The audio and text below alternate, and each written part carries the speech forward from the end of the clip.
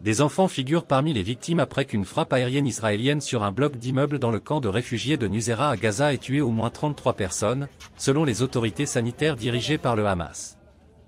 L'attaque, survenue jeudi soir, a fait plus de 80 disparus. Les médecins palestiniens ont rapporté que plus de 40 personnes, principalement des enfants, reçoivent des soins dans 2 hôpitaux.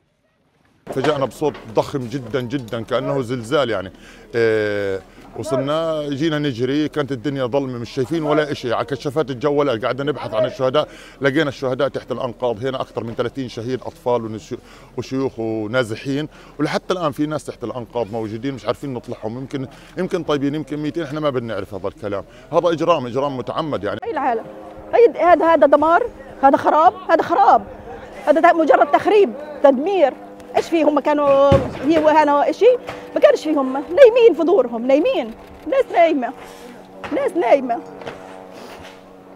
ناس نايمين في بيوتهم آمنين شو اللي صار هذا والله كانوا يوم القيامة هذا كانوا يوم القيامة أهوال يوم القيامة هذا اللي أنا شايفاه شو هذا ايش هذا.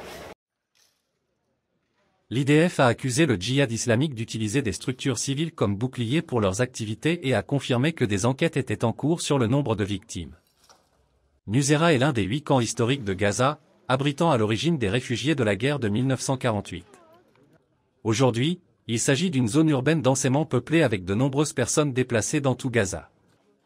L'autorité palestinienne a condamné l'attaque, la qualifiant de « massacre brutal » et a critiqué la communauté internationale pour son échec à limiter les actions militaires israéliennes.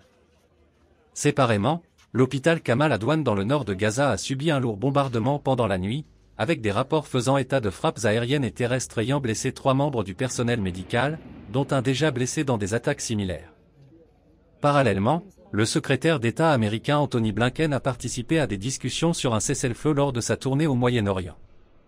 Il a souligné la nécessité pour le Hamas d'accepter une trêve et a mis en avant les efforts pour contrer la résurgence de l'État islamique en Syrie. We discussed Gaza and we discussed, I think, the opportunity to finally try to complete the hostage ceasefire agreement, to get the hostages home, to get a ceasefire in place. And what we've seen in the last couple of weeks are more encouraging signs that that is possible. Selon le ministère de la Santé dirigé par le Hamas à Gaza, plus de 44 800 Palestiniens ont été tués par les forces israéliennes depuis le début de la dernière guerre l'année dernière. Rapport de l'Office, News 6.